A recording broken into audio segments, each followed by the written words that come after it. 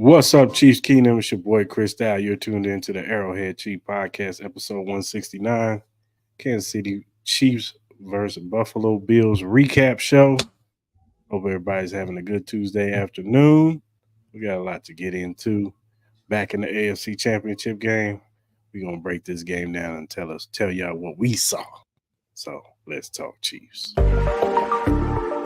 Yeah, Arrowhead Chiefs. It's your girl, Miss Nicole. We in hustle, baby. Started from the bottom, now we here. My homie at the start of his career. Let's go. Try to win him early, hear the truth. Tuning every Sunday for the juice. Arrowhead Chief Podcast, bringing all the news. If you missed the play, come back for reviews. Quick style. Out here rapping for the crew. Post game highlights, go subscribe on YouTube. If you missed the play, come back for reviews. Post game highlights, go subscribe on YouTube.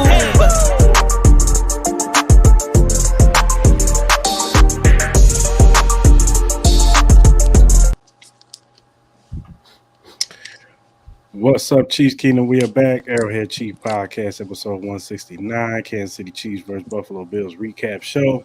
Hope everybody's having a good afternoon. DJ Ant, what's going on, man? What's good? All is good. Always a good day when we're still in business, right? Playoffs down to the Final Four. Let's get it. Yes, sir. We got a special guest on today, Jayden Lolar, host of the Toss Power Trap podcast. What's going on, Jayden? What's up? How are you guys doing? It's good to be here. Like you said, it's good to talk a little Chiefs football after the weekend we had. Yeah, for sure. Before we get into the game, why don't you tell everybody, about your podcast, how long you've been doing it? Yeah, absolutely. I'm Jayden Lolar. For those of you guys know me probably from TPT podcast.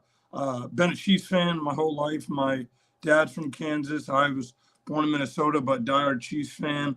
Started my podcast about a year ago, almost 2 years ago now. And we talk Chiefs football over there. I've had the honor and privilege talking to some former Chiefs. Get to talk to Chiefs fans all the time. I just love my Chiefs. But been talking Chiefs football for a while now on my podcast.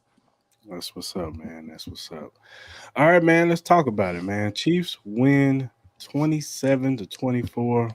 Patrick Mahomes had a solid game, very efficient, 215 yards, 2 touchdowns. Isaiah Pacheco had 15 carries, 97 yards and a touchdown. And Travis Kelce had he had 5 catches, 75 yards and 2 touchdowns. The offense did whatever they wanted to this defense. I know the Buffalo Bills were down a few players, but the Chiefs took advantage of that. The Chiefs defense, Buffalo ran it right down our throats, in the beginning, but in the second half they made the proper adjustments, stopped the run. Patrick Mahomes made a few plays. We could have put the game away after the stupid fake punt from the Buffalo Bills, but McCole Hardman fumbles at the end zone, touchback. But the Chiefs defense still held on, almost had a fumble, almost had an interception in that same last drive, but they got it down to where full field goal range, and Bass kicked it wide right. The rest is history. Kansas City Chiefs win 27-24. Jayden, what did you see from the game? Yeah, what really my initial thoughts coming out of this game was obviously you have the defense, not typically what we're used to from the Kansas City Chiefs defense, holding teams under 21 points, but it was more of a defense from like 2020, 2021. Like, we're going to bend a little bit. We're going to give up some yards. We're not going to give up the big plays and the big touchdowns. We may give up a touchdown here and there. And it took spectacular touchdowns in that game, especially in the second half. They scored 7 points in that second half. That's really what it was. The first half, it was like, okay, this is old Chiefs football. Really good offense, okay defense.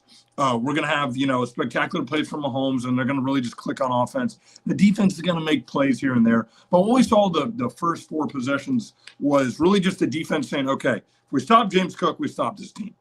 We all know that no one's going to really pass against the Kansas City Chiefs. They're not. Teams aren't going to sit back and pass 30, 40 times versus the Chiefs and win. That's just not how teams are going to win.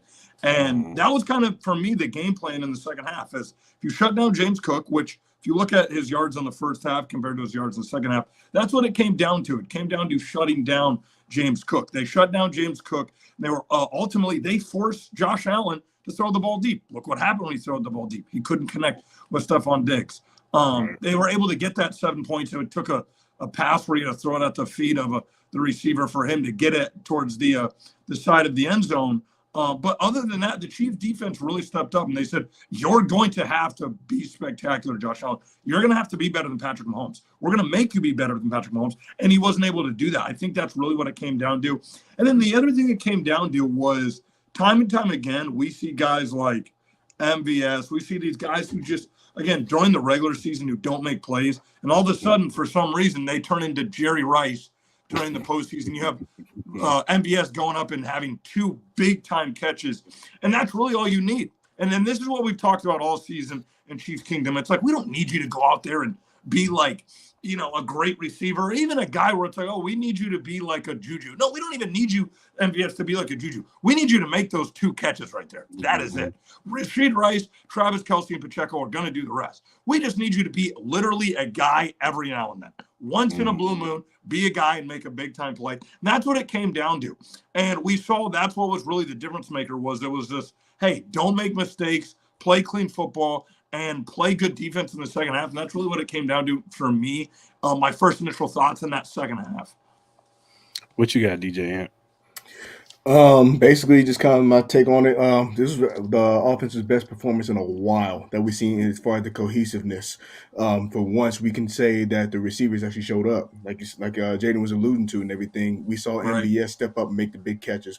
We saw Rice. He still filled in his role, did what he needed to do. Even Noah Gray, I mean, he had 3 catches. They're significant because of just the matches they had. That was one of the keys. We talked about the tight ends and the linebackers last week, and they had to exploit that. The running game obviously was the key. That was the part that was missing the last time the regular season played. But it's a different animal. We're talking about Pacheco. We've been saying that with all these the Super Bowl runs that these Chiefs teams has, is that the running back position has always stepped up. Yep. And even as we talk about to the defensive side, it actually went to what I expected. Buffalo, they ain't no pushovers. Josh Allen, he's just that guy. He's a very talented guy. Just doesn't have the accolades and everything to show for it because just you can't get over Mahomes. It's just like we always make that comparison, like with Michael Jordan and everything. Michael Jordan didn't allow certain players to get past a certain limit. That's why you ain't gonna win one. That's why you could have key players. You can talk about the Hall of Fame and stuff like that. And Mahomes is that guy really for Josh Allen. He's just that hard to get past. I mean, you got Joe Burrow obviously, but Mahomes is going to be Mahomes. That's just what he does. But going back to what I was saying about the defense, though, the running game, I was actually not surprised. We knew Josh Allen was going to run. He's going to take advantage of the size of what he does. Cook, I think they had like 180 yards total rushing combined between those 3, which we knew was going to be a challenge to be able to stop.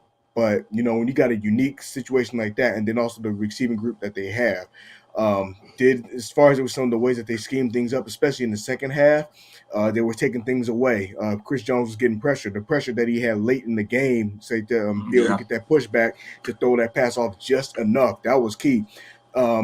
Even so, to kind of go on to it, I think that game even exploited how much Josh Allen relied on Gabe Davis, if you really think about it. Because usually Gabe Davis is usually known for having big games lately against the Kansas City Chiefs. If it's not Stephon Diggs. And Stephon Diggs, we've been talking about him, how he said he wanted the ball and everything. He had his moment, but right through the hands. Yeah. And then we were talking about it. I said, it was funny, we were talking about this on Friday. I said, what's the ideal way for this game to close out? And I said, the ideal way is for the defense to get the job done. Just close it out. It's like whether it be a key stop or something. They did just enough in that last drive to keep them out of the end zone. And unfortunately, it just fell in the hands of special teams, and then just wide right. And I said, I take it. And then Pacheco closed the door, and business is business. And after watching that game, I wanted to call a guy and see if he can get me a T-shirt made where it had the Mahomes, and then he had had old boy on the shoulders. But we got bigger things to fry. We got bigger things to take care of.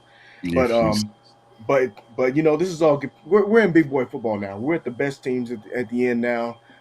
This is good. This is good preparation for going into this week. So Chiefs got it done. They got the W. Moving on. Mahomes shut them up. Yeah. They weren't supposed to win in Buffalo, but it happened. It is what it is. I mean, um, and as far as the first half with the running game, I think when Willie Gay went out, I think that kind of affected it too.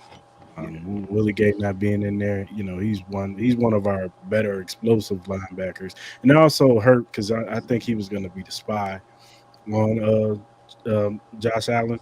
But when he went out, you could tell that they had to make the adjustments, and I think they put Tranquil in that spot in the second half, and it kind of showed. But hey, Patrick Mahomes, he's still the best quarterback in this league, and he shows it every time. When it's playoff time, they take it up to another notch. Travis Kelsey, as much as we've made about Travis Kelsey and how this is a down year for him, when playoff time comes, he turns up. And he takes it to that next level. Rasheed Rice making big catches, like Jayden said, MVS, and everybody knows who watches this show how I feel about MVS. But he he came up big when we needed him when he made those two catches. So that's just the championship mentality of this team, man. When it's championship football time, they show up. You know what I'm saying? And it's kudos to Andy Reid and the coaching staff. You know, we made a lot of noise about how they had too many rotation at the wide receiver position. They trying to get Kadarius Toney involved. They trying to get Sky Moore involved. They trying to get McCole Harbin. It's like in the playoff time, they's like, no, we get Travis, we got Rasheed Rice, we throw a couple deep shots to MVS, maybe McCole Harbin, but we keep it at the core and Isaiah Pacheco. That's it. and that's what we need. We need consistency. And the thing about the regular season, we wasn't seeing that. And plus, on top of the bad penalties, and give a shout out to the offensive line. They've been playing their asses off these past 2 weeks. Jawan Taylor, Donovan Smith, no penalties. It's hard to go on the road and have to do that silent count. And these guys have played exceptionally well. That middle of the offensive line is always going to be great with Creed and Tooney and Trey. We got to see how Tooney looks. I know it's a pec strain, but he's going to be very important in this game coming up against the Ravens.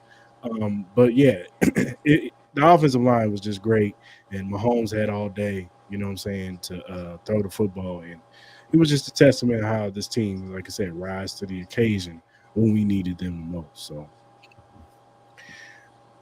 And let's talk about Patrick Mahomes a little bit more. Patrick Mahomes, since he's been in this league, smashing all kinds of records. And since he's been in this league, 6 straight AFC championship games, 3 Super Bowls, 2 Super Bowl wins, 2 Super Bowl MVPs. The man has just been great. He's in the stratosphere as far as modern day quarterbacks go. He's in the stratosphere by himself. He's chasing Brady right now. He's chasing the greats. I'm just this knock with people trying to compare him to anybody right now into this league. There is no comparison. There's no disrespect to the Josh Allens and the Lamar Jacksons and the Burrows, but they're not on his level right now. He's on a whole another stratosphere right now. So I just want you guys' opinion on how y'all feel about what we have right now, the era that we live in right now of Patrick Mahomes. How are you guys feeling about that? Yeah, I mean, and I was just recently talking about this on my podcast. I've had guys like Jason Dunn, Tyler Thickman, guys who were with the Chiefs on my podcast during the dark days. We all remember the Damian Hewards, Brody Croyles. I mean, it was bad. Matt Castles, all that. To go from that and I think Chiefs fans sometimes need to go on YouTube. You need to just pull up that season. You just need to watch those games. You do. And I know you're probably thinking, no, we don't. No, you do. You're right. You do, right. because I did it a little bit today. I went back and I was watching some old games from back in the day, because it makes you just embrace what you're in now.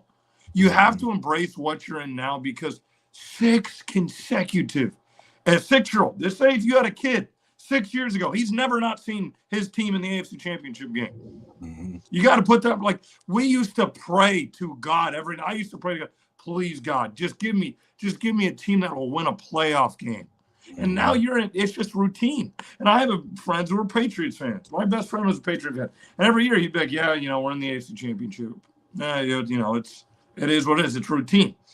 And I don't want to get that way. I don't want to get where it's just like, yeah, whatever, it's routine. No, I want to get where it's like every year you embrace where it's just your team, what you were when you were Romeo Crennel was your coach, to where you are now. That is just where you, again, as a Chiefs fan, you have to enjoy it because you will probably never have this again in your life. I'm 23 years old. My dad is 63 years old. He was watching Len Dawson, those guys, and now he has this team. He'll never have a team like this again. I'll never have a team like this probably again.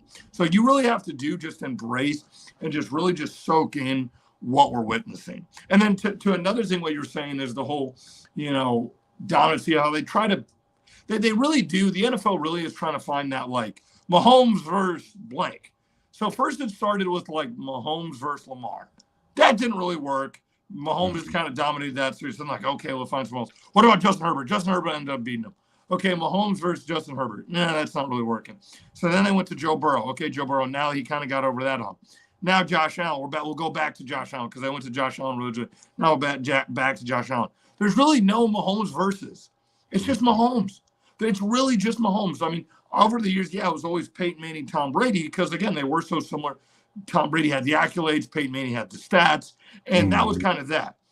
But this is really Tom Brady versus Phillip Rivers when you have Patrick Mahomes versus Josh Allen. That's what it's looking like to me. It's looking more like he's the Phillip Rivers and he's the Tom Brady. But like you said, and I hate doing this because of how great Tom Brady was, but he's really on Tom Brady's tail already. And he's 28, 27, whatever he may be. If he wins a Super Bowl this year, guys, he's right there. I mean, I know Tom Brady's got 6 or 7, but my goodness, if he has 3 Super Bowls at 28, people are playing till they're in their 40s at quarterback. What can Patrick Mahomes do? How many championships can he really win? I mean, let alone, like I said, the Chiefs were not even supposed to be in this AFC Championship game alone. That we should appreciate already. But the fact that after just all the yapping of all the fans and all the people just saying the Chiefs weren't going to be here because of their offense, and look where they're at. At the end of the day, they do all the talking, all the Chiefs receivers this and the Chiefs offense that, they're just right back in the AFC Championship game. I just don't know when people are just going to learn to just please stop. And just the Chiefs are most likely going to be back in the AFC Championship game, and probably in the Super Bowl. So just again, keep your mouth shut about the Kansas City Chiefs. They're going to be in the AFC Championship game, playing for a Super Bowl, if you like it or not. And I love it, honestly. Like I said, and I know I'm kind of rambling here, but you good. I have friends that are Patriots fans, and I hated the Patriots growing up because what they won all the time. But now I can kind of look back older and kind of be like, dang, you know what? That was a dynasty, and there's reasons why people hated them the most. Because, again, guess what? They won. So, yeah, you're going to have people who are just hating on the Chiefs right now because of their pure dominancy getting to 6 consecutive AFC championships. Yeah, I agree. What you got, Ant? I mean, think about this. I mean, he's been the starter last 6 seasons, and the floor has been the AFC title game. You look at the other quarterback. You look at the other quarterbacks, and I'm not even going to throw Purdy in this category at all for a number of reasons. Goff, he's tasted the feeling of not making it to the playoffs. Lamar, he's tasted the feeling of not making it to the playoffs.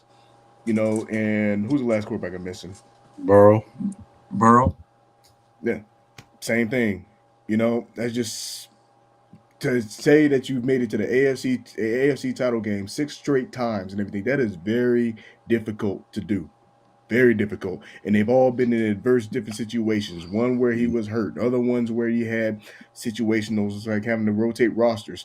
There, even if you want to compare it to other eras and everything with the Patriots and everything, there was no Tuckgate and Spygate and Deflategate and Chokegate. Right. Chokegate is Atlanta for the record, for those that don't know what I mean by that. We talk about all these different things, and even through the adverse situation and everything, she's having the hardest schedule last year. She's not the receiving core being difficult this year, and really the only difference as far as like the road and the still to be determined from this year to all the other years is that they had to do on the road. It's no Arrowhead Invitational, and then last week they weren't supposed to be here because the Buffalo Bills finally got their home game. Well, that didn't work so well. We tried to warn you. It didn't help last year when they played Cincinnati. So what do you think was going to happen with Mahomes? Mahomes is the better quarterback.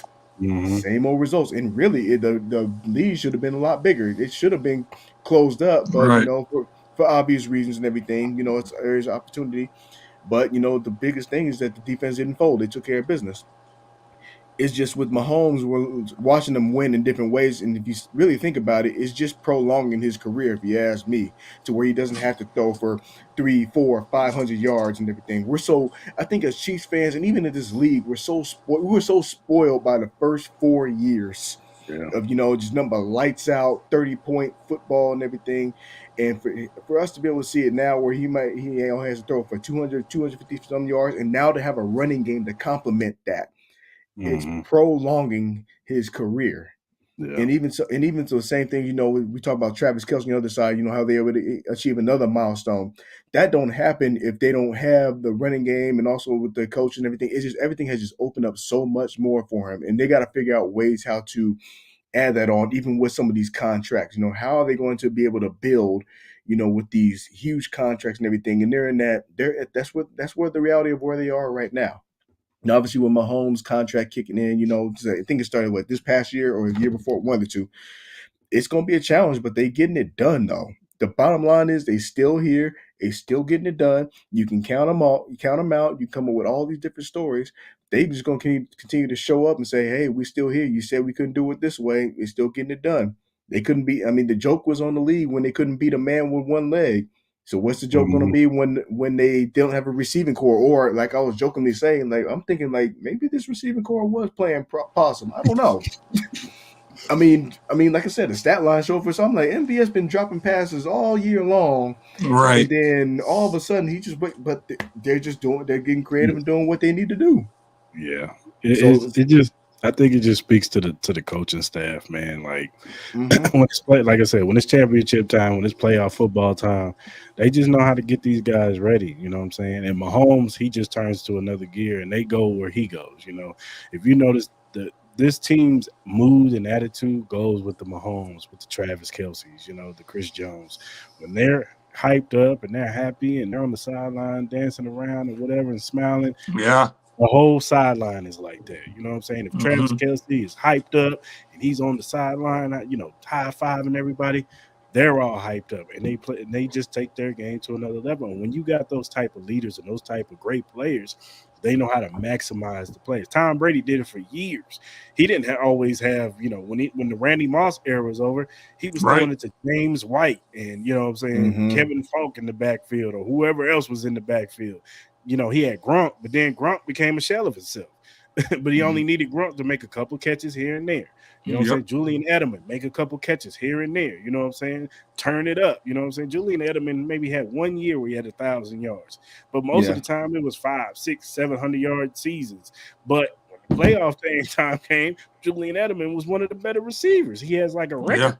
You know what I'm Yeah. saying? So and you need that when you have championship level teams like that from the top to the bottom, they just know how to maximize the talent. And when you have that guy at quarterback, you know what I'm saying? We were just for years asking for a good quarterback. We got Hmm. guy at the quarterback. We got the Michael right. Jordan at quarterback. You know what I'm saying? So hey, it's a good time, you know what I'm saying, to be a Chiefs fan when you have Patrick Absolutely. Mahomes. I'm just at the point where, like, even just kind of looking back. If you really think about it, Mahomes wasn't competing against the Patriots really in that first year. He was competing against his own defense because he couldn't stop nobody.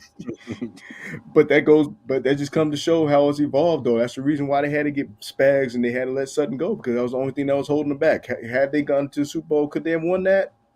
Maybe. But that could have been a whole different narrative had they gone on and went on to win it. We could have said Patrick Mahomes win Super Bowl despite god awful defense. It could have been, but certain things that happened went their time yet, and now they're dressing up in different ways. Then we might have kept Sutton, and that had been a whole other Oh story. God. Oh no, no. No. Might have kept Sutton. We won that Super Bowl. But no, but let's go to the other side. Let's talk about Josh Allen real quick because I'm tired of this narrative. Look, I think Josh Allen is a great quarterback. I really do. I think he's one of the great young talents in this league. And if you're a blind man if you think he's not. Yes, does he come with his flaws and his mistakes? Yes, but He's one of the better quarterbacks in this league, probably top three if you want to rank it. He's two or three if you want to go down that line, maybe four.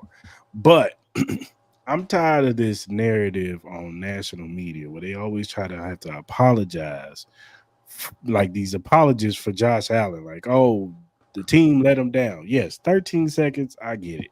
The defense let up. They thought they had won the game. They kind of played a little soft defense, and they let us get into the door. We won the coin toss. The rest is history. It is what it is. But this game, just played this perfect game. Hell, he almost gave it up twice in that last that last drive. He almost fumbled the football, Mhm. and Shamari Connors just falls on the ball. I don't know why defenders think they want to pick up the ball and have this highlight reel of ESPN or whatever, but fall on the ball, the game is over. Over, yeah. And Mm-hmm. then he throws a ball that if Trent McDuffie doesn't tip it, it's going right to Snead to the house. So Hmm. I mean, he got bailed out twice by the Chiefs. So, and then earlier, if Mecole Hardman doesn't fumble the football, the game is over. That game is Right. done. So I'm tired of all these. Yes, did Stephon Diggs drop a pass? Yes, he did. It probably would have changed. But then, okay, let's say they make the kick and they go down and Bass makes that kick with a Minute minute and 30. 47, minute 30. You think Mahomes, what he's been doing with y'all defense, you don't think they would have marched down and kicked the field goal to win the game? Right.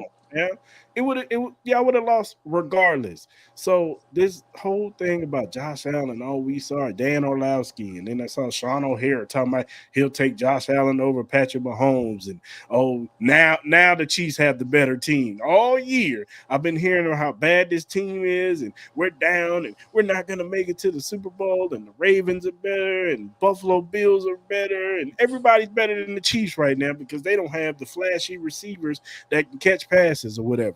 Not talking about this defense that's probably top two in the league, Hmm. but we talking about this offense because we're not used to seeing this from this offense. Now all of a sudden he's got the better team. No, look, Patrick Mahomes is like I said before, he's in a whole nother stratosphere. And we got to stop doing this narrative with Josh Allen. Like he's just perfect. Like, no, man, he makes mistakes. We know that. They tried to play it safe in the first half. They Mm-hmm.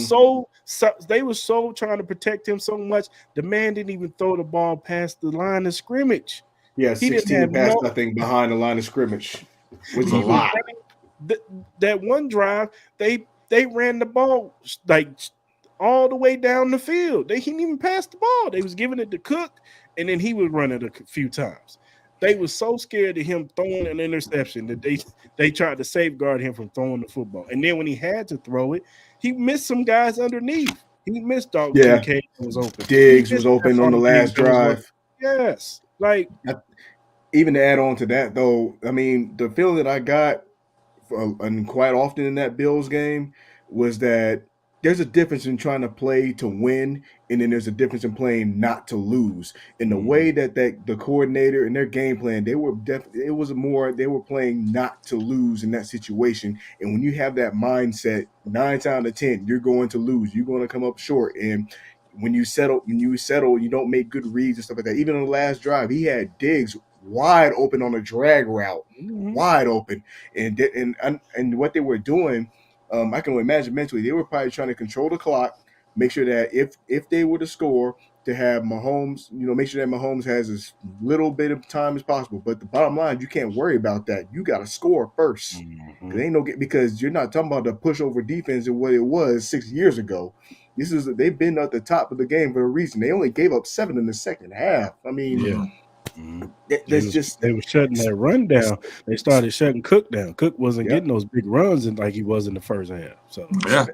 I'm just saying, Spags has been one of the better second half adjustment makers probably ever since, like on the last 5-6 weeks. And then all they had to catch up with that defense as far as making adjustments was the offense, and it seems like the offense has got it figured out because now we're seeing. Remember, we had that point earlier in the season. I think it was when we were playing the Dolphins, and I forgot who they played back to back. They had like 3 straight games of zeros in the second half. That's mhm, starting to go away because now in the playoff time, they're starting to turn it up a notch. And when the offense started to catch up with the defense, it makes the Chiefs team very difficult to beat. mhm. Yeah. Yeah. So basically, going off of what you were saying, it's people, they want narrative. They want to have, like we were mentioning earlier, that Mahomes versus, whatever, Mahomes versus whoever. Josh Allen, and it is this violin playing, just like, I feel bad. Mahomes doesn't get this sympathy. You don't see Mahomes get this sympathy when his receivers are dropping passes this season. When did you see people be like, oh man, if Mahomes had, receiver, if they could, but all of a sudden it's, if Josh Allen had help, if Josh Allen had some better receivers, you get Patrick Mahomes, Stephon Diggs, Gabe Davis, the other receivers, leaving my name, that caught that touchdown on the left side. Khalif. Kincaid. Guys, what are we talking about here? All of a sudden, he has no receivers. It's just that, but this is what I don't understand too by the media. NFL Network had one person pick the Kansas City Chiefs. One person. So it goes from, the Chiefs just don't have enough to beat the Bills. The Bills are hot. They're rolling in. They have all these weapons. They have these playmakers. Then they lose to the Chiefs, and it's, the Chiefs are just a better team. Patrick Mahomes, Travis Kelce, all these weapons, their defense, they're just a better team. So it goes from, they can't beat the team because, again, they just don't have the receivers and the weapons to do it too. Oh, no, they're just a better team if Josh Allen had more weapons. You got to have one or the other. You can't pick both. Either the Chiefs are just, they're going to beat the Buffalo Bills because the Bills are beat up. The Bills aren't good enough. They just don't have as many weapons. Or the Kansas City Chiefs are just, again, they have the weapons. They're the better team. But don't, as soon as they win, it's, maybe if the Bills had better. But you pick the Bills to win. Mm-hmm. You all pick the Bills to win. And this is what we're going to see, I can guarantee you, during the Ravens game. The Ravens have the defense. They have this. They have that. They have this. But then it's going to turn into, well, you know what? Man, I feel bad for Lamar. Oh, man, if their receivers did. Maybe the Kansas City Chiefs just played good defense. Maybe the Kansas City Chiefs just made plays on the ball. Maybe, like I said earlier, the Kansas City Chiefs said, they're running the ball. They're throwing how many passes behind the line of scrimmage? That's right. We're going to make you be Patrick Mahomes. We're going to make you make plays. If you can make plays, beat us straight out, throwing the ball down the field, throwing 30, 40-yard bombs, you beat us. But he couldn't do that. He couldn't beat Patrick Mahomes. That's what it comes down to. He couldn't make those plays. And you can say, the receivers dropped to this, that, and the other. I've never seen a perfect pass where a receiver has to lay out for. A perfect pass by Josh Allen that a receiver has to lay out for? I know when I play football and I'm throwing a pass to a receiver and he has to lay out for it, I don't say, that was perfect. No, it wasn't perfect if he has to lay out for the ball. That's a load of crap. So, again, what happened in the second half is Steve Spagnuolo said, I'm going to make Josh. You know what, Josh? You're going to not have to throw the ball behind the line of scrimmage. You're going to have to throw the ball downfield. You're going to have to make plays right here. Guess what? Punt, punt, punt. First 4 drives. So that's what it came down to for me. And so I don't have this sorrowness for Josh Allen. He's just not Patrick Mahomes. He's a very good quarterback. Do I think some of his players didn't make plays? Do I think there was some stupid coaching? Yes. Do I think Andy Reid had stupid coaching? Because this game would have been over with 12 minutes and 50 seconds into the fourth quarter. That game was over. 11 go up. They go up 11. That game's over. That game's over. Chiefs get that touchdown from McCole Hardman. That game's over. They were very fortunate to get that. I think the Chiefs ended there. I think the Chiefs probably end up winning by 14.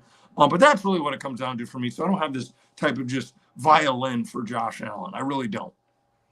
Yeah, I'm tired of the narrative. And as far as Lamar Jackson, I'll even say this. For Lamar Jackson, I don't even think they're going to pitch him some belt. They're not going to apologize for Lamar Jackson like they do to they may not, yeah. Josh Allen. There's no reason to. I mean, this is easy. I mean, people been saying all year this is the best receiver group that he's had all year, and he's been doing. He got paid. He got Odell. He got Zay Flowers. You got Likely. You get Mark Andrews back. Like you got that defense over there that's number 1 in the league. And if he don't get it done this year, they're gonna be on his helmet. You know what I'm saying? Yeah. But if Josh Allen was the quarterback of the Ravens with all this, oh man, Raekwon Smith, man, he didn't make that tackle. Zay Flowers, he didn't get open. Likely didn't get open. The run game, not Josh Well, yeah, Allen. and that just shows, and this is what makes me so happy as a Chiefs fan is we would do this. I mean, this is what fans were doing in 2018 when we lost to the Patriots. They were like, oh, man, I feel so bad. I wish the Chiefs would have won. They would have got the ball in the second half. But what happened? Why are they saying that? Because, again, the Patriots were us. The Patriots were the team 8 straight times. So, again, I love seeing that everyone's talking about Lamar, please. They're begging Lamar to beat Patrick Mahomes. Oh, it makes me so happy just seeing how much just, again, social media. And it's really turning into just the talking heads are like begging Josh or Lamar Jackson, where you're literally basically having them that I know their tone to it, where you have Colin Cowherd type guys basically like, please, Lamar, beat Patrick Mahomes. We're so sick of the Chiefs. That just shows how dominant the Kansas City Chiefs have been and how much America is rooting against Kansas City. And if you have Detroit or if you have San Francisco and the Kansas City Chiefs win this game, go to the Super Bowl, how much America is just going to be rooting against Chiefs. And that makes me so happy that the Kansas City Chiefs are the villains, because that means, guess what? We're kicking everyone's ass. We're kind of just beating everyone in the NFL. Yeah, I agree. Especially if we go to the Super Bowl against Detroit. Oh, everybody. Oh, yeah. They're going to ride. There's not going to be a person in America that's not a Chiefs fan rooting for Detroit. But that was a narrative I was afraid of. I was thinking about like last year, like how we said it's going to finish exactly in the same place it started, because they started in Glendale when they played the Cardinals, and the Super Bowl obviously it ended there. I said, how ironic would that be to have the same story just in a whole different way? It started with Detroit, it ends with Detroit. That would be like, I'm like, if y'all want to talk about some script writing, whoever put that script together is actually very, very good and actually a very creative writer. But it is what it is. If you'd have told me the Chiefs were going to have this kind of season, or if anybody would have said the Chiefs were going to have this kind of season and everything, they wouldn't see them at this point this on. But we're here, and you can make excuses and everything for the Josh Allen and the Joe Burrows, and this could have happened if they would have did this and everything. Welcome to the Kansas City show. Right. Now, I wanted to talk about, I alluded to it earlier, but I want to talk about some of the injuries coming into this game. You got Joe Tooney. He's got the pec strain. That's going to be huge. If he could play this Sunday, we definitely need him. Willie Gay, he had a back injury. He's going to be another person that we're going to need, especially with Lamar Jackson. He's a runner, you know what I'm saying, but he's not the type of runner like Josh Allen. Josh Allen's just going to run you over, whereas Lamar's just going to run past you. And he's going to be very instrumental in keeping contain of Lamar Jackson in the pocket. Mike Edwards, free safety, even though Shamari Connor came in and played really well. He was, you know what I'm saying, I know PFF be having some wild scores, but he was highest grade scorer at PFF, so he really played well. But getting Mike Edwards would be, because he's probably one of the few playmakers as far as taking the ball away on that side of the ball. So how do you guys feel about some of these injuries coming into this game? Start with you, Jayden. So the only one that, I mean, again, obviously Mike Edwards concerns me, because Mike Edwards, I mean, what a great pickup. Really, what a great pickup. I know when they signed him over from the Bucs, I was kind of like, I don't really know about this, but great veteran pickup this year. Was made huge plays. I think he was the one with the 98-yard fumble recovery versus the Chargers. I think he was the one that had. So, I mean, again, was he in on that? He may have been in on that play versus the Dolphins as well, where they had that return. So, again, the two longest. He's the one that tossed it to Costa. So, again, he was a part of the two longest defensive touchdowns of the season in the NFL this year. So, smart player. Reed was another guy who I thought his first year with the Chiefs, I didn't really think he had a great year, but this year done good as well. But, Willie Gay is a bit of concern. I think he'll be okay, but Tooney's got to be a concern. That's one, because it kind of gives you that 2020 vibe where you're like, oh, God. Like, we need the offensive. I know we obviously are not going to have 3 offensive linemen out like we did in 2020, but you want your healthy offensive line, especially versus this defensive line. But you want the healthiest defense you can have versus this offense. of the Ravens because they're an explosive offense. They're an explosive offense. They're an offense. If you can kind of just slow them down and make them kind of just death by a thousand needles, then you can kind of keep them to a Justin Tucker type game. But yeah, you need Willie Gay to really just be like, where's Lamar? Because again, you're going to need someone to be that spy for Lamar. You are. Because I'm not concerned really about Gus Edwards. I'm not. Gus Edwards, some of these other guys, Justice Hill, some of these other guys that are going to run the ball, Dalvin Cook, I'm not too concerned about them. It's really Lamar getting loose because Lamar's averaging about a first down per run. So that's the guy I'm really concerned about, just kind of just getting out loose on us. Because if you look at that game versus Houston, the way they were kind of able to just blitz and kind of just make him throw. And if you can keep him to throwing, 20, 30, or 25 to 30 times this game, Karlaftis, Chris Jones, those guys are going to kind of get them. Then that's when you have Willie Gay kind of get loose on some of those blitzes.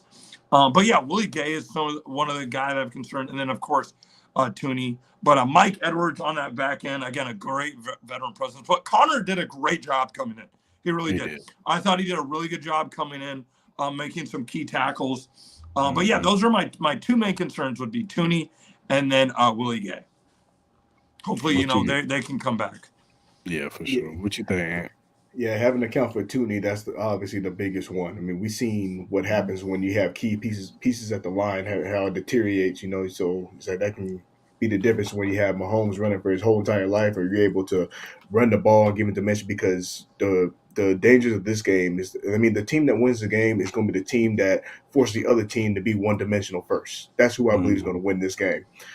But Tooney, you just definitely hoping for the best and everything. I'm pretty sure they're going to do what they can to get him right and do what they can. He's not everybody's going to be 100%, so it is what it is. Defense, we've seen this story before. The only difference is that it happened during the game versus up front. Obviously, last year was L'Jarius Sneed, and all the other DBs had to step up. So I'm not really too concerned about that. I think the game plan that they have for Lamar Jackson, he's actually done well. Spags has always done well as far as when it comes to these quarterbacks that are mobile. I mean, that's what I'm talking about. That's why I said even with the adjustment from Josh Allen to Lamar Jackson. Josh Allen's bigger, so he's going to try to run you over. Lamar Jackson, he's going to be more agile. You got to make him. I've seen him, and even earlier in the season, everything. I've seen him make a couple mistakes here and there, trying to use that agility. He'll overdo it, trying to over. It's like you got to make him overthink. If you can put in a position to where he overthinks, you're going to win the game. And that's been Lamar Jackson. That's why his record is what it is. Because there have been moments where he's had open windows and open opportunities. And even if you watch even the first half of the game when they played Houston, they weren't expecting the blitz to come as rapid as it was. They were putting constant pressure on him. But then over time, when you're constantly doing that, and if your DBs ain't up to par and all that, that's what they got worn down. And the inexperience showed up. You're talking about Harbaugh, who's actually been in this situation before, and then DeMeco Ryans. He carried him as far as he could. They got to get the pieces right and everything. And I'm sure they'll be back, but that's just experience just taking over in that second half. So I think the Chiefs will be fine on defense.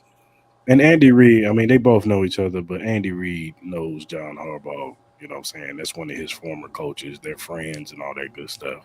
And he tends to do good against his former assistants because he knows them to a T. He knows their tendencies. He knows how they coach. And it's going to be a good matchup. Todd Monken, he's coming from Georgia. He's coming in, implemented this new offense, and it's worked. You know what I'm saying? It's taken Lamar Jackson's game to another level. But the thing about Baltimore, and I want to talk about Baltimore, is that they're not. To me, they do just enough to win games. You know what I'm saying? Like if you allow them to, if you get down on them, they just beat you down. You know what I'm saying? They're unlike the Chiefs, where when we get up a couple scores, Andy tends to take his foot off the gas a little bit. Yeah, he's not gonna beat you down. And now if it just happens, it just happens. But more times out of 10. Andy's going to take his foot off the gas. Where John and them, once they got you by the neck, they're going to stomp on you. And most teams operate that way. You know what I'm saying? That the Patriots used to do it all the time. Once they get you, they're going to stomp you to the ground. But I think this Baltimore team can be had on, on defense. If you make them one-dimensional, I think we have a good chance of winning this game. We cannot let Gus Edwards and Justice Hill look like world beaters out there. If we can Hmm. contain, if we can stop them behind the line. This defensive line has to play better. They got to play with a little bit more, I don't know, tenacity, and they got to be Yeah, flying they got to around be a these little nastier. because last week, with James Cook and that offensive line was just beating up that defensive line. Now Spags did make adjustments and they got better with that. He switched it up and had Tranquil, more so in the box and being that spy on Josh Allen, but from the jump, they got to be ready because if that running game gets going, then Lamar Jackson is gonna have a field day, especially with the play action pass. You know what I'm saying? And he's gonna, I'm not really too much worried about their receivers against our corners because I mean Zay Flowers, yes, he's a young star, budding star, and I think he's gonna be a good player in this league. But give me L'Jarius Sneed or Trent McDuffie guarding him. You know what I'm saying? Odell Beckham, he's cool, but he's not what he used to be. You know what I'm saying? Now, what concerns me is the two tight ends. You get Mark Andrews back, and likely he's been balling. Those are Hmm. the two. That's the two players that concern me. Is that middle of the field with Reed. I don't know if Edwards is going to be back. Shamari Connor played really well. He's going to have to step it up again and play really well again. Reed, I'll give Reed this. Last game, he was hitting people. He was hurting Hmm. and he was looking to hurt people last game, and that's what we need. As soon as these guys catch the ball, you got to hit them. You know what I'm saying? And make them feel it. You know what I'm saying? Especially coming across that middle. So when you guys watched, if I don't know if you guys sat back and watched Baltimore, but when you watch Baltimore, what do you see? Um, Easy. Take note from the Raven. Take note of the real test. I would say. Take a look at the test that they had when they played the Rams. That's what I would look at. That's the key game because even when you look at the quarterbacks that they had played and everything, and I don't really look into the 49ers for the simple reason that I'm not a believer in Purdy at all by any means. I mean, the all pro, the people Yeah. that you threaten, I mean, all the threats with the Niners themselves and everything is more so with their key players, the Debos, and then obviously the McCaffreys. I'm more so scared of them than I actually am of Purdy. I mean, and it is what it is. And when Purdy comes, I've never seen Purdy overcome any kind of adversity whatsoever because once he's down, he's not getting back up. That's the Mm-hmm. reality of his situation. Even going back to let's see here, when they played the Dolphins, Tua is not really a quarterback that scares me at all. So they really haven't faced a true quarterback that actually really scared me as of recent. That would actually prepare them, I think, to even get to this point. As far as on the defensive side, as far as with the Ravens, they can be had. I mean, we saw, if you watched the Rams game, you saw Puka Nakua, and then you saw Cooper Cup getting loose back there against that team. They put Mm-hmm. up 17 on them in a quarter, Mm-hmm. and they definitely could be beat. They played them close. They And went to overtime. They pulled it off, but it's like you're and, talking and about. Go ahead. not to cut you off, but Kieran Williams was running all over Hmm. them. So that's going to Hmm. be the key too. Isaiah Pacheco. If Kieran Williams can get off, I know Isaiah Pacheco can get off on him. So that offensive line blocking in the running game is going to be, very essential. Go ahead. But even so, you're not talking about any of these average. You're talking about the best of Mahomes, and somebody is going to be continue to be relentless. If these receivers can just do the little things right, execution, even if they can get to the point where it's time of possession, keeping the ball in Lamar's hands and everything, that's what they got. That's what they got to do. Defense has got, like we've been talking about, they got to make them one dimensional. You make them one dimensional, this team can be had. I know the Mhm. majority of the games that the Ravens had lost is because they took their foot off the gas and they choked off in the second half. For example, Cleveland, that was absolutely crazy. I thought the game was had and they were going to take care of it. But when you let um, Deshaun Watson come back and burn you, and he was hurt that game too late, Mhm. and Mhm. he came back and burned them. I'm like, okay, this team can be beat. But it's like you cannot. It's the same. It's basically the same schemes and everything. You cannot allow the Ravens to get going. Let them have a fast start. Um, Mahomes got to have time to get in the pocket. Don't abandon the running game. That's going to be the big piece, though, for the Chiefs. They cannot abandon the running game. They gotta give them something to think about. I would not be surprised even this game. Noah Gray would be a wild card. As quiet as it's kept, I would not be surprised because these linebackers are going to be keyed in on Kelsey a ton. Despite Kelsey woke up a little bit, and it was good to see that in Mhm. this last game, but Mhm. somebody else has got to wake up that we least expect. MVS was that guy for him. Hmm. Who's going to be? It's got to be one of those situations where you got to pick their poison, and somebody's got to show up.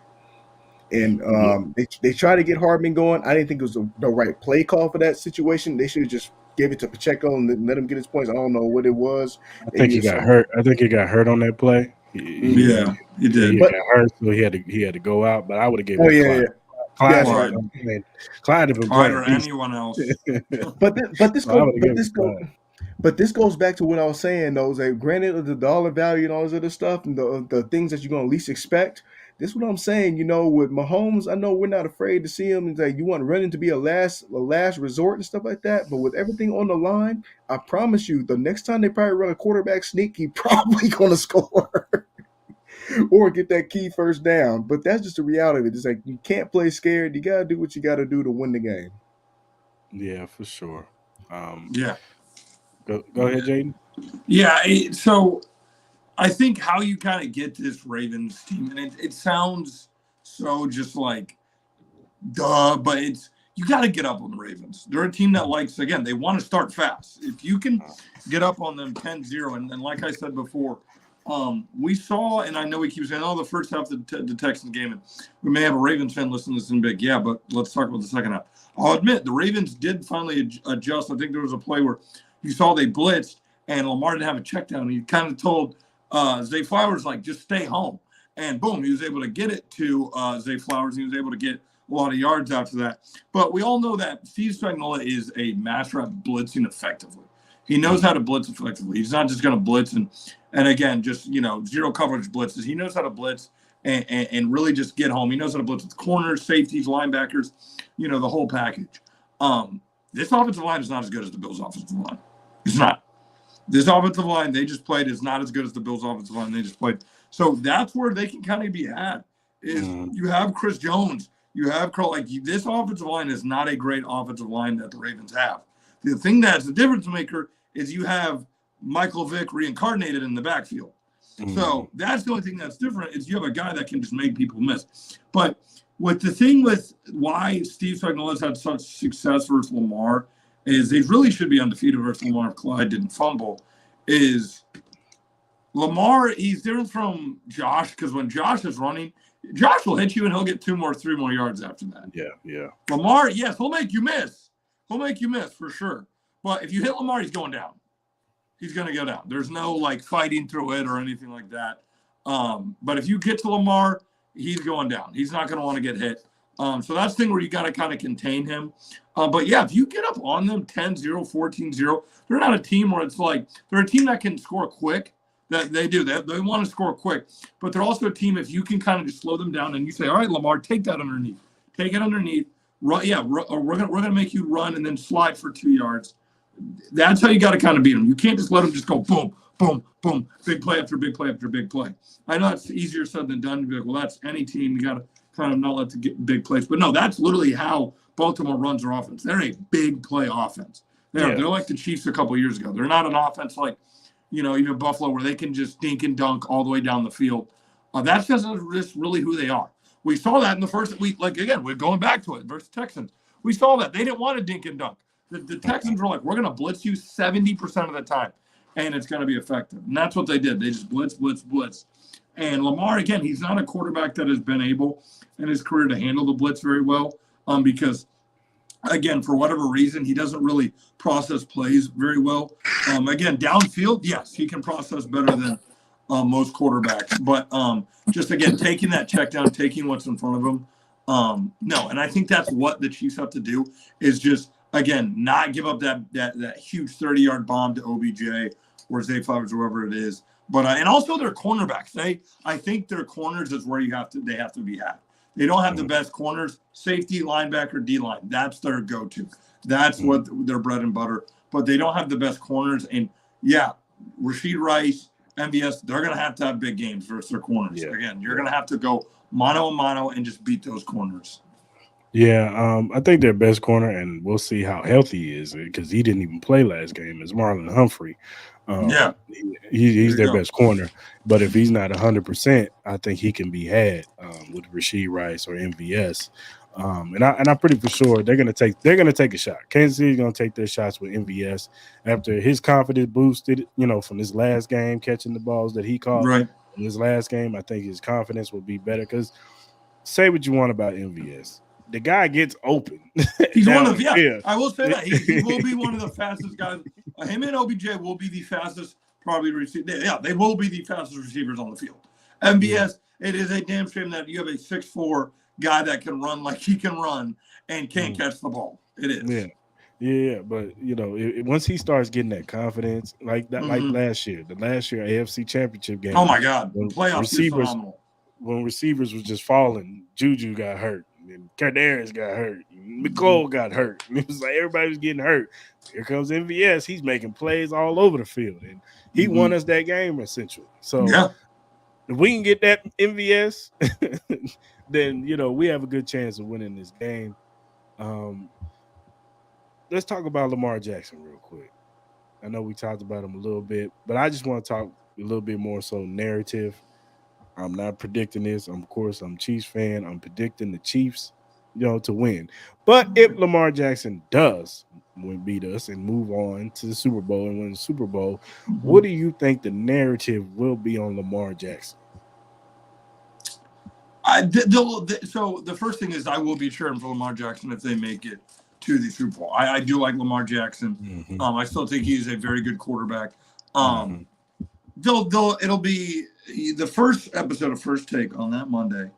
The headline will be Lamar Jackson or Patrick Mahomes. Yeah. That's what it's going to be.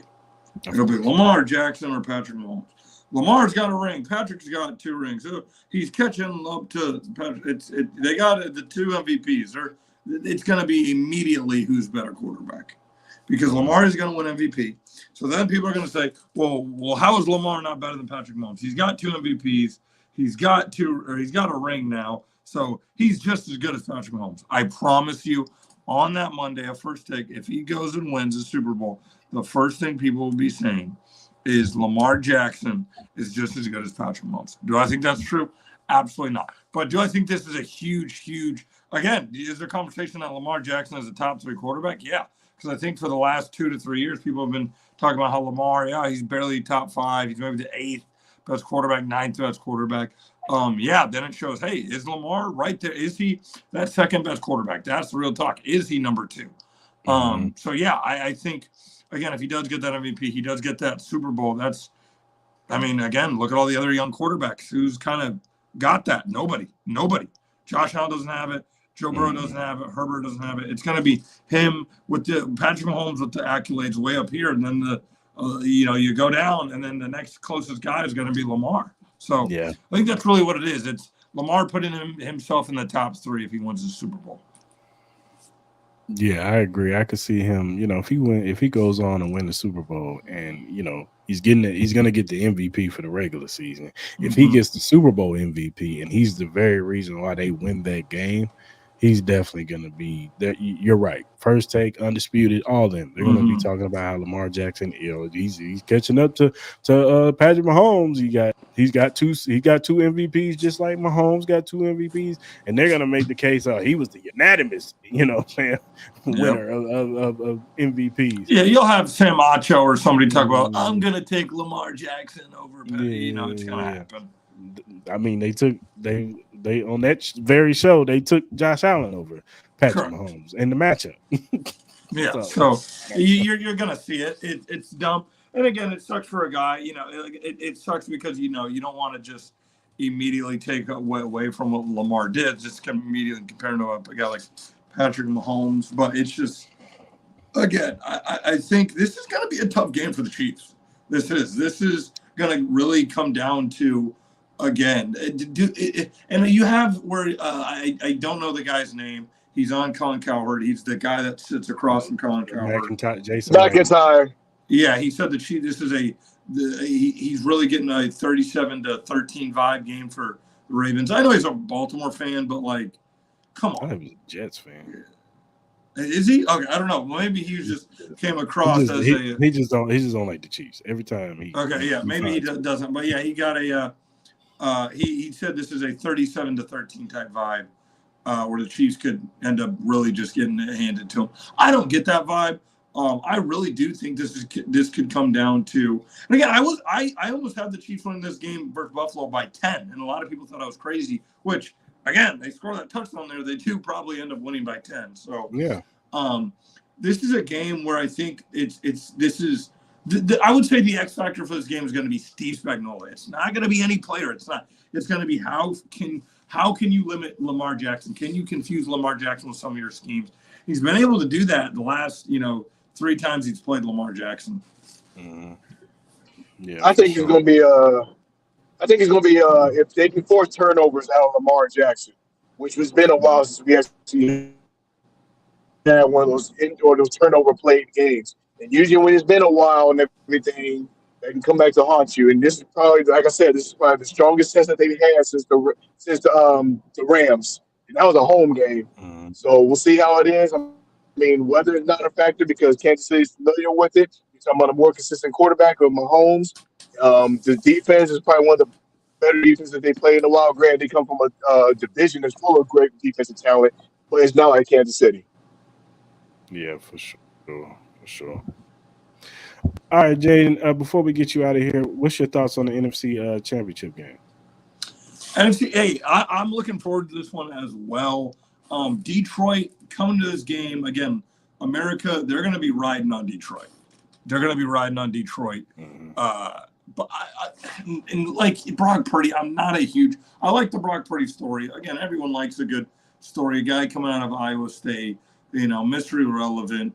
But as much as I want to say I don't think they're going to get done because I think Brock Purdy's going to end up just screwing it up. It's just I think the pass rush for the 49ers is finally going to come alive. I think the 49ers are going to be able to get it done. Jared Goff, to me, again, I hate doing this because they have played good football. They kind of got lucky. They were able to play the Eagles, who are coming in atrocious. Not the Eagles. They were able to not have to play a team like the Eagles.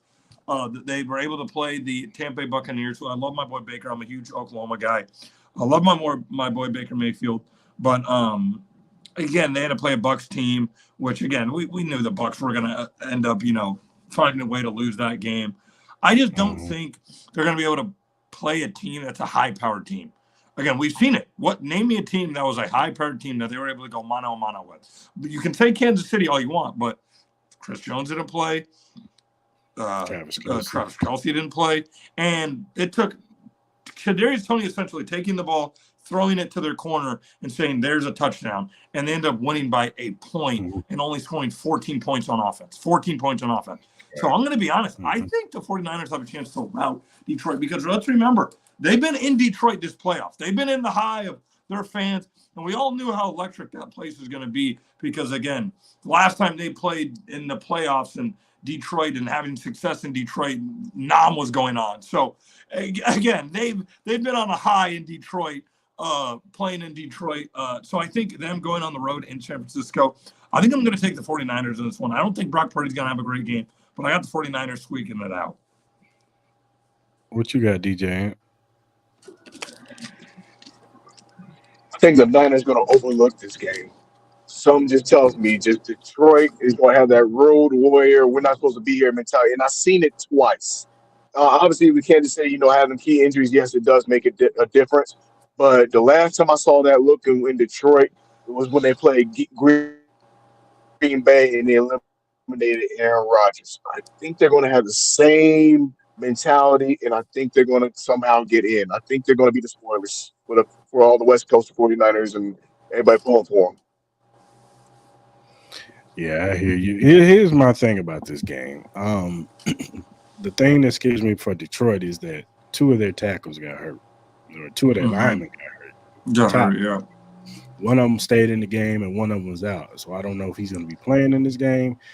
And if Detroit, because Aaron Jones was running all over the 49ers, they can be ran on. You can run them, and if those 2 running backs get off, they have a very good chance to win this game. Yep. And if Amon St. Brown is getting off on Charvarius Ward, because that's going to be the matchup right there. If Amon St. Brown is doing Amon St. Brown things, then they have a good chance. LaPortier is out there balling now. For him and Fred Warner, that's going to be the matchup because Fred Warner is the best middle linebacker in the game because he could do both.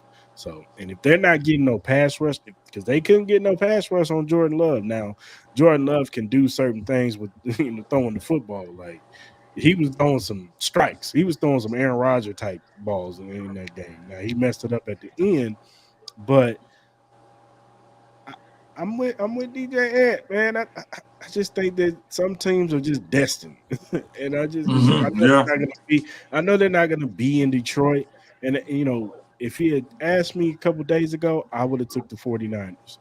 But it's just something about how Brock Purdy looked in that last game, man. And if they can get a couple picks off of him, Charlie Garner Johnson Mm-hmm. to pick.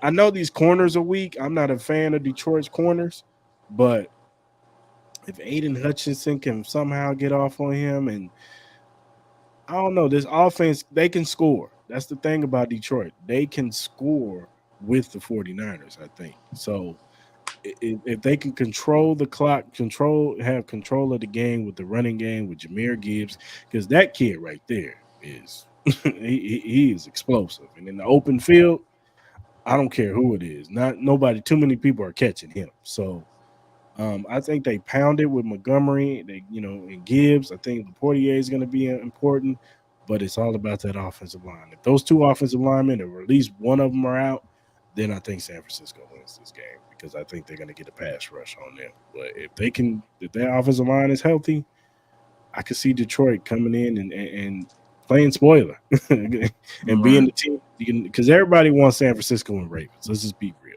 Everybody wants to see the 49ers and the Ravens. Nobody wants to see 49ers and Chiefs. Well, they want to see it, but they want to see Ravens and 49ers more. They definitely don't want to see Ravens, Detroit, or Chiefs in Detroit. They don't want to see. Right. So, but I see either. I see Detroit versus either one of us. So I don't know. I just think it's one of those. It's not explainable. Like if you look on paper, they're the better team. San Francisco's the better team, but I just think sometimes teams are just destined to get there, and I just think Detroit is destined to get there. I could be wrong. It could be a blowout by the half, but I think it's gonna be a lot closer than what people give credit for. So, all right, Jayden, man, we appreciate you coming on the show, brother. You know what I'm saying? Absolutely, guys. It was an honor and a privilege, man. Yeah, man. Anytime, you know what I'm saying, you're free. You're always welcome to come back, man, and we can talk Chiefs all day. You know what I'm Yes, saying? sir. Yes, sir. So once again, hey, tell everybody where they can follow you and find you at, man. Yeah, make sure you guys go on YouTube. Go check out TPT Chiefs podcast. It's just TPT Chiefs podcast. We post episodes every Tuesday and Friday, and of course, you can follow us on Instagram as well. TPT podcast, and then if you want to keep up with me, we do post TPT content on there, Chiefs content, basketball, football, NFL, all that sort of stuff on TikTok at Jayden M Lolar 4, Jayden M Lolar 4 on TikTok. I'm over there live all the time talking sports. That's where probably a lot of you guys hear a lot of my takes. But yeah, go follow me over there on TikTok. We're live on there like every single day. But yeah, YouTube at TPT Chiefs Football Podcast. All right, for sure. All right, Jayden. Till next time, brother. All right. Appreciate you guys having me. All right, man. All right, man. Another episode in the books. Mm-hmm. I know we talked about a little bit of the game. We're gonna get more in depth on Friday. Friday nights. Break this thing down. But give Yep. a shout out to Bet Us where the games begin. If you go to our Twitter page, in the pin section, you see the link to Bet Us. Sign up. Put in the code promo code join 125. You get 125% signing bonus. That's like 30 up to 30 risk-free bets. So go ahead and sign up with Bet Us using our link. You'll see the picture of the dude with the football in his hand. You'll see a logo above it. Go ahead and sign up. Put that promo code join 125.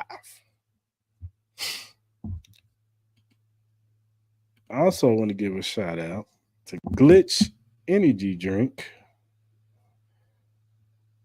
Let's get this up. Glitch Energy Drink offers a wide range of delicious flavors to suit everyone's taste preferences, whether you're into fruity flavors like Maui Punch and Cherry Bomb, or prefer something unique like Blue Smurf and Grenades. There's something for everyone. Glitch Energy Drink is not only great for gamers and workout warriors, but also for everyday people who simply need a boost of energy. It's a healthy choice that you can feel good about. You can find more information and purchase Glitch Energy Drink at glitchenergy.com. Once again, glitchenergy.com. Remember to use the promo code AHChiefPod to get 10% off your purchase and start enjoying the benefits of this delicious and energizing drink. And if you look down at the bottom, you'll see the link emqpodcast.com/locker room. If you go to that link, you'll see all the locker room access of all the podcasts under the Every Morning Quarterback umbrella. They have a 49ers one, they have a Jets one, they have a Patriots one, and they have ours, Arrowhead Chief Podcast. Click on the banner. You'll see all of our episodes from the recent to the past ones. Go ahead and get caught up and follow us. Also, if you're new to the YouTube channel, or Facebook, but specifically the YouTube channel, hit that subscribe button, hit that like button, hit that notification button. So when we go on every Tuesday at 4 p.m. Central Standard Time and Friday at 9 p.m. Central Standard Time, you can go ahead and chop into the live stream. You can be in the comment section like Joe, like Brian, like Nani. When they in here, some of the people from Kingdom Cast come in sometimes. But yeah, go ahead and hit that subscribe button so you can be a part of the Chiefs Arrowhead Chief Podcast family. Also, go ahead and check out Every Morning Quarterback. Check out their YouTube channel because they talk about everything NFL league wide. They talk about college football when it's in, and they also give you betting tips. So go ahead and follow them. You can follow them also on every social media platform at EMQ Podcast. Go ahead and hit them up. Shout out to them at Every Morning Quarterback. Whatever streaming platform you use to listen to your podcast, whether it be Apple, Google, Spotify, iHeartRadio, Amazon, whatever you use to listen to your podcast on, Arrowhead Chief Podcast is on there. Whatever social media platform you use, whether it be Twitter, Instagram, Facebook, TikTok, Threads, Twitch, whatever you use for social media, you can follow us at Chief Pod podcast. Follow us. We'll follow you back because we are not Hollywood over here. We're regular fans just like y'all. And my man Joe got it. We Hollywood over here. But shout out to everybody who's watching. Follow us. Give us feedback, critiques. Give us topics. As far as Chiefs go, y'all want us to bring up stuff about the Chiefs, or you got a question, we'll shout you out and answer your question. As long as it's within reason, talk to us nice and normal over here. But yeah, go ahead and follow us. We'll follow you back because we're trying to give you the best Chiefs content we can give you over at Arrowhead Chief Podcast. So, all right, y'all. Until Friday, 9 p.m. Central Standard Time. I'm out.